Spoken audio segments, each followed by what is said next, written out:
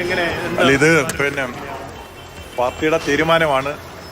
ഇന്ന് 5-ാം തീയതി mayor രാജിവെച്ചില്ലെങ്കിൽ CPIയുടെ standing committee ചെയർമാൻമാർ രാജിവെക്കുക എന്നുള്ളത് ഇന്ന് ഞങ്ങളുടെ പാർലമെൻ്ററി പാർട്ടി കൂടി അവിടെ എടുത്ത തീരുമാനമാണ്. ഇന്ന് 4:55 വന്ന് രാജിവെച്ചത്. 5-ാം തീയതി രാജിവെക്കുമെന്നാണ് ഞങ്ങളുടെ പാർട്ടിക്ക് നൽകിയിരുന്ന നിർദ്ദേശം. അത് നടപ്പിലായിട്ടില്ല. അതുകൊണ്ട് CPIയുടെ കൊല്ലം മുനിസിപ്പൽ കോർപ്പറേഷനിലെ കൗൺസിൽ അംഗങ്ങളുടെ യോഗവും അത് ഉത്തരവാദിത്തപ്പെട്ട പാർട്ടി മെമ്പറും നേതാക്കന്മാരുടെ സാന്നിധ്യത്തിലെടുത്ത തീരുമാനമാണ് ഇത്. ആ തീരുമാനത്തിൻ്റെ അടിസ്ഥാനത്തിലാണ് പൊതുമരാമത്ത് കമ്മിറ്റി ചെയർമാൻ സ്ഥാനത്ത് നിന്ന് സഖാവ് സജീവ് സോമനും വിദ്യാഭ്യാസ സ്റ്റാൻഡിംഗ് കമ്മിറ്റി ചെയർപേഴ്സണായ സവിതാദേവിയും ധനകാര്യ സ്റ്റാൻഡിംഗ് കമ്മിറ്റിയുടെ ചെയർമാനായ കൊല്ലം മധുവും രാജിവെക്കുമെന്ന് തീരുമാനിച്ചത്. ആ സ്ഥാനങ്ങളിൽ നിന്ന് ഞങ്ങൾ രാജിവെച്ചിട്ടുണ്ട്. അതെ, അത് ധനകാര്യ കമ്മിറ്റി ചെയർമാനാണ് ഡെപ്യൂട്ടി മേയർ. അപ്പോൾ ആ സ്ഥാനത്തു നിന്നാണ്. അതെ, ഡെപ്യൂട്ടി മേയർ കഴിഞ്ഞ ദിവസം പാർട്ടി സംസ്ഥാന സെക്രട്ടറി അടക്കം വന്ന് കാര്യങ്ങൾ സംസാരിച്ചിട്ട് പോയതാണ്. ബാക്കി എല്ലാ കാര്യങ്ങളും കൗൺസിലൊക്കെ ഞങ്ങൾ പങ്കെടുക്കും. ഇടതുപക്ഷ ജനാധിപത്യ മുന്നണിയുടെ ഭരണമായിരിക്കും തുടർന്നും ഉണ്ടാകുന്നത്. അതിനകത്തൊക്കെ CPI കൗൺസിലർമാർ വ്യക്തമായി ഇടപെടും. ഇടതുപക്ഷ ഐക്യത്തോടു കൂടി തന്നെ പോകും. അല്ല, അതൊക്കെ പാർട്ടി നേതൃത്വം, അതായത് പാർട്ടിയുടെ കാര്യങ്ങൾ സംസാരിക്കാൻ മുൻ മേയർ കൂടിയായിട്ടുള്ള പാർട്ടി ഞങ്ങളോട് ജില്ലാ ചുമതലക്കാരനും ജില്ലാ സെക്രട്ടറി അടക്കമുള്ളവരുമായിട്ട് ചേർന്ന് യോഗം ചേർന്നിരുന്നു. അതിൻ്റെ അടിസ്ഥാനത്തിൽ പാർട്ടി പറഞ്ഞു അധികാരത്തിലിരിക്കുന്ന സ്ഥാനങ്ങൾ രാജിവെക്കാൻ പറഞ്ഞതിൻ്റെ അടിസ്ഥാനത്തിൽ അധികാര സ്ഥാനങ്ങൾ രാജിവെച്ചിട്ടുണ്ട്. തുടർന്നുള്ള നടപടി പാർട്ടി തീരുമാനിക്കുന്നതനുസരിച്ച് നടക്കും. പാർട്ടി ജില്ലാ നേതൃത്വത്തിന്റെ നിർദ്ദേശപ്രകാരമാണ് ഇത്തരത്തിലുള്ള തീരുമാനത്തിലേക്ക് CPI എത്തിയിരിക്കുന്നത്.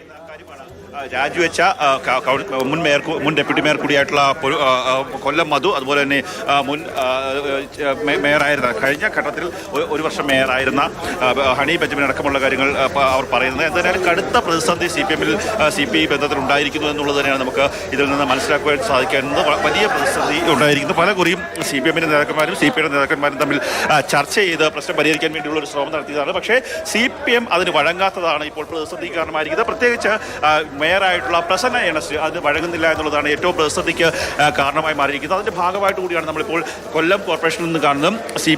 CPIയുടെ ഡെപ്യൂട്ടി മേയറായിട്ടുള്ള കൊല്ലം മധു, അതുപോലെ തന്നെ മറ്റ് സ്റ്റാൻഡിംഗ് കമ്മിറ്റി അംഗങ്ങൾ ആ 3 പേരും സ്ഥാനങ്ങൾ രാജിവെച്ച് ഇപ്പോൾ തിരിച്ച് ഇറങ്ങുകയാണ്. ഈ പ്രശ്നം പരിഹരിക്കാൻ സംസ്ഥാന തലത്തിൽ CPIയുടെ സംസ്ഥാന സെക്രട്ടറി ബിനോയ് വിശ്വ ഇവിടെ എത്തി വിഷയങ്ങൾ സംസാരിച്ചിരുന്നു. നേതാക്കന്മാരുമായി അഭിപ്രായങ്ങൾ ചോദിച്ചിരുന്നു. അതിനുശേഷം CPMന്റെ സംസ്ഥാന സെക്രട്ടറിയുമായി വിഷയം സംസാരിച്ച് 5-ാം തീയതി